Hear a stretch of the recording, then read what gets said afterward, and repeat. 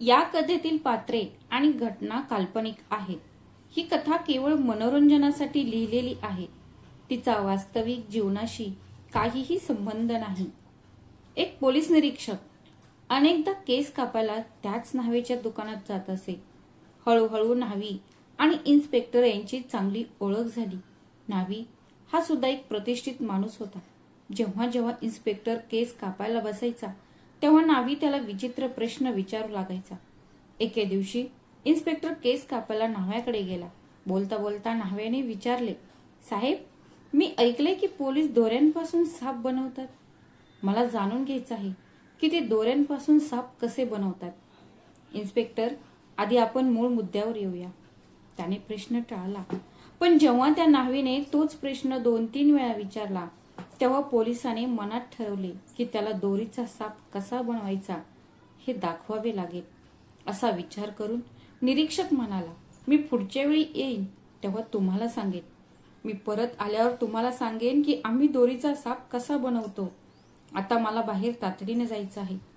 त्यानंतर इन्स्पेक्टर न्हावीच्या दुकानातून निघून गेले. इन्स्पेक्टर निघून गेल्यानंतर 2 तासांनी 4 कॉन्स्टेबल न्हावीच्या दुकानात आले. त्यांनी न्हावीला सांगितले, आम्हाला एका खबऱ्याकडून विश्वसनीय माहिती मिळाली आहे की तुम्ही न्हावीचे काम करण्याच्या नावाखाली शस्त्रांचा पुरवठा करता. त्यामुळे आम्हाला तुमच्या दुकानाची झडती घ्यावी लागेल. न्हावी म्हणाला, साहेब, तुम्ही काय म्हणत आहात? मी एक प्रतिष्ठित माणूस आहे. तुम्हाला कोणी सांगितलं आहे का? त्यांनी खोटी माहिती दिली होती.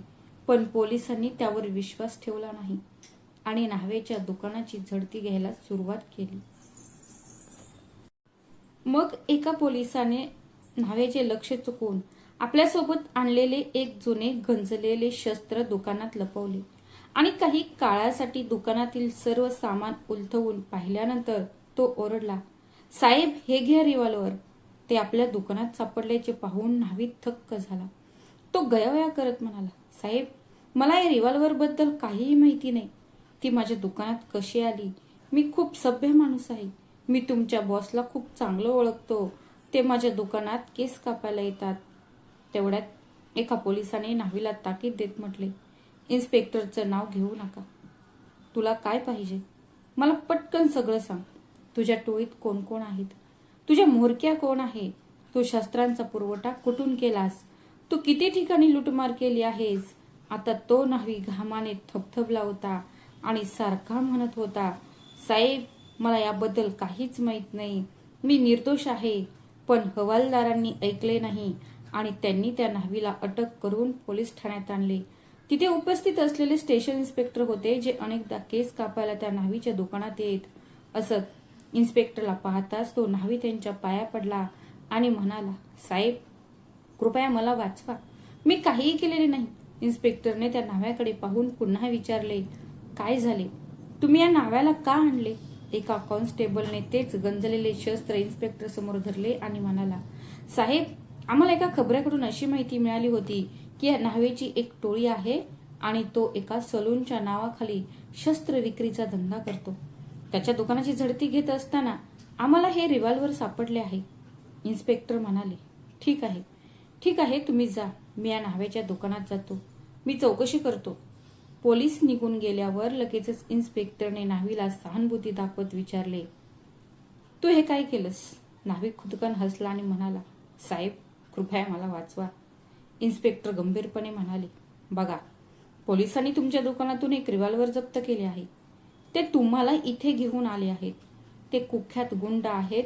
जर मी तुम्हाला जाऊ दिलं तर ते माझ्याबद्दल वरिष्ठांना सांगतील. म्हणून तिथून सुटण्यापूर्वी तुम्हाला त्यांच्या खिशात काहीतरी ठेवावं लागेल. मी माझ्या हमीवर तुम्हाला 2 तासांची मुदत देतो.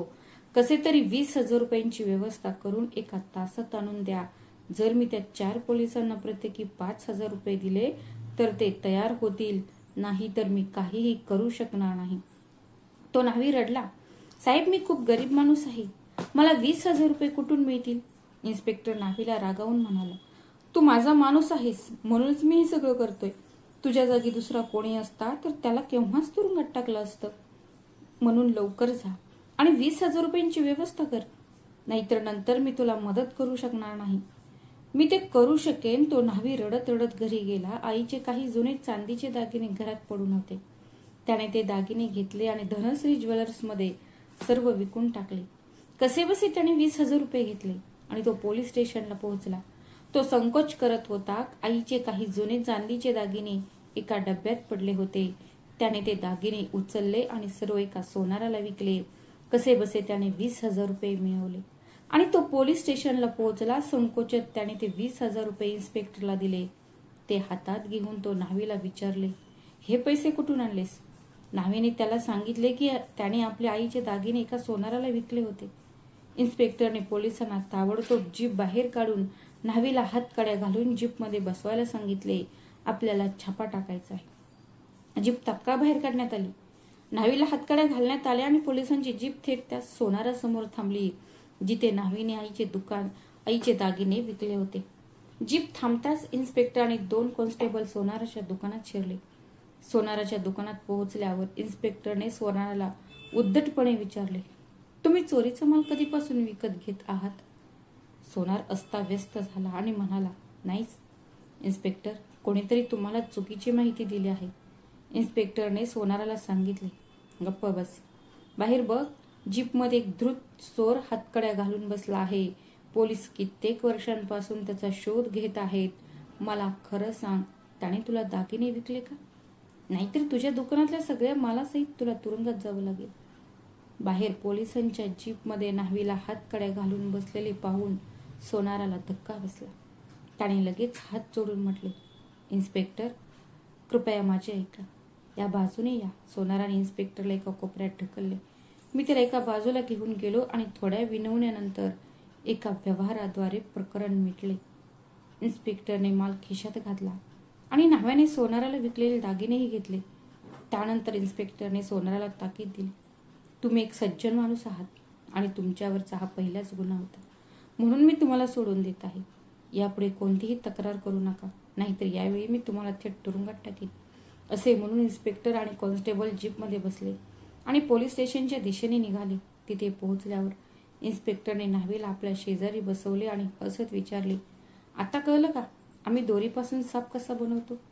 न्हावीने मान झुकवली आणि म्हणाला, हो साहेब, मला सगळं कळलं आणि हे सुद्धा माझ्या लक्षात आलं की या सगळ्या मागे तुम्हीच आहे. इन्स्पेक्टर हसला आणि म्हणाला, हरामखोरा, तुझ्या आईचे दागिने आणि 20,000 रुपये घे आणि जाण्यापूर्वी लक्षात ठेव, आम्ही फक्त दोरीचे सापच बनवत नाही. गरज पडल्यास आम्ही जवळजवळ काहीही बनवू शकतो, नाहीतर गुन्हेगारीवर नियंत्रण ठेवणे अवघड होईल. पोलिसांच्या कारवाईची दुसरी घटना. एका गरीब शेतकऱ्याच्या शेतात दुधीचे रोप उगवले. जेव्हा ते रोप वाढले तेव्हा त्याला 3 दुधी लागले. त्याने बाजारात भोपळे विकून घरासाठी काही सामान विकत घ्यायचे ठरवले. हा विचार मनात ठेवून तो ते 3 भोपळे घेऊन गावातील बाजारात गेला आणि विकण्याच्या उद्देशाने फुटपाथवर बसला. त्याच वेळी गावचा सरपंच त्या शेतकऱ्याजवळ आला. तुम्ही भोपळे कितीला दिले? शेतकऱ्याने नम्रपणे उत्तर दिले, साहेब, 10 रुपयांना एक. प्रमुखाने एक भोपळा उचलला आणि पैसे नंतर घ्या असे म्हणून निघून गेला. थोड्या वेळाने पोलीस ठाण्यातून एक हवालदार आला. त्याने दुसरा भोपळा उचलला आणि निघून गेला. तो गरीब माणूस पश्चातापदक झाला. आता त्याच्याकडे फक्त एकच भोपळा उरला होता. शेतकऱ्याने देवाला प्रार्थना केली की हा भोपळा विकला जावा, म्हणजे निदान मुलांना मिठाई आणि लाह्या तरी विकत घेता येईल. तेवढ्यात पोलीस इन्स्पेक्टर तिथून जात होते. तेव्हा त्यांची नजर त्या एका भोपळ्यावर पडली. तेव्हा त्यांनी कठोरपणे विचारले, भोपळावाल्या, या भोपळ्याचे किती पैसे घेतले? शेतकरी घाबरला आणि त्याला वाटू लागले की आता हा भोपळा सुद्धा फुकट गेला. शेतकरी भीतीने म्हणाला, मालक, त्यातले 2 तर आधीच फुकट गेले आहेत, तुम्ही तिसरा घेऊ शकता. इन्स्पेक्टरने विचारले, याचा काय अर्थ आहे? शेतकरी सुरुवातीला घाबरला, पण नंतर घाबरतच त्याने सगळा प्रकार सांगितला. इन्स्पेक्टर हसले आणि शेतकऱ्याला थेट गाव प्रमुखाकडे घेऊन गेला आणि त्या शेतकऱ्याला सोबत घेऊन तो थेट गावच्या सरपंचाच्या घरी गेला. सरपंच अंगणात बसून आपल्या मिशांना पीळ देत होता आणि त्याची पत्नी जवळच बसून एक भोपळा सोलत होती. इन्स्पेक्टरने विचारले, मुखियाजी, तुम्हाला हा भोपळा कुठून मिळाला? सरपंच आपल्या पलंगावरून उठला. तो उभा राहिला आणि म्हणाला की त्याने ते बाजारातून विकत आणले आहे. इन्स्पेक्टरने विचारले, किती? तो गप्प होता. त्याची नजर शेतकऱ्याकडे वळली. इन्स्पेक्टरच्या लक्षात आले की सरपंचाने तो भोपळा फुकट विकत घेतला होता. इन्स्पेक्टर सरपंचाला म्हणाला, मुखियाजी, या शेतकऱ्याला 1000 रुपये काढून घ्या, नाहीतर ते चोरीला जातील. मी तुला गुन्ह्यासाठी तुरुंगात टाकेन. पुरे झाले. पण इन्स्पेक्टर आपल्या भूमिकेवर ठाम राहिले आणि शेतकऱ्याला 1000 रुपये देऊन तो सहमत झाला. मग त्याने त्या शेतकऱ्याला थेट पोलीस ठाण्यात नेले. तो आला. त्याने सर्व हवालदार आणि हेड कॉन्स्टेबलला शेतकऱ्यासमोर उभे केले आणि त्याला विचारले, यापैकी ती कोण आहे जिने तुमचा भोपळा फुकट आणला? शेतकऱ्यांनी भीत एका हेड कॉन्स्टेबलकडे बोट दाखवले. इन्स्पेक्टर गर्जना करू लागले. तो म्हणाला, तुम्हाला लाज वाटत नाही का? तुम्ही तुमच्या गणवेशाचा मान विकत आहात. सरकार तुम्हाला पगार देतं, पण तो गरीब शेतकरी आपला खर्च कसा भागवणार? चला, त्या शेतकऱ्याला 1000 रुपये द्या. हवालदाराला खिसा सैल करावा लागला. आतापर्यंत तो शेतकरी खूप घाबरला होता. त्याला वाटत होते की पोलीस अधिकारी त्याच्याकडून हे सर्व पैसे हिसकावून घेईल. तो निघणारच होता. तेवढ्यात पोलीस अधिकारी शेतकऱ्यावर ओरडला, कुठे चाललात? तिसऱ्या भोपळ्याची किंमत कुठून आणली? त्याने खिशातून पाकिट काढले आणि शेतकऱ्याला 1000 रुपये देऊन तो म्हणाला, आत्ता जा आणि भविष्यात जर कोणी तुझ्यावर अन्याय केला तर थेट माझ्याकडे ये. इन्स्पेक्टरचे लाखो आशीर्वाद घेत तो घरी परतला. पण संपूर्ण वाटेत तो विचार करत राहिला की हे कोणते युग आहे. संपूर्ण वेळ मला हाच प्रश्न पडत होता की हा पोलीस अधिकारी कोणत्या काळातला आहे. मित्रांनो, जर आपल्या पोलीस यंत्रणेतील सर्व पोलीस अधिकारी या कथेतील इन्स्पेक्टरसारखे वागू लागले तर लोकांचा पोलिसांवरील गमावलेला विश्वास पुन्हा निर्माण होऊ शकेल. मित्रांनो, तुम्हाला ही कथा आवडली असेल तर व्हिडिओला लाईक करा, शेअर करा आणि आमच्या चॅनलला सबस्क्राईब करायला विसरू नका. भेटूया अशाच आणखी एका नवीन कथेत. तोपर्यंत स्वतःची आणि तुमच्या प्रियजनांची काळजी घ्या. श्री स्वामी समर्थ. धन्यवाद.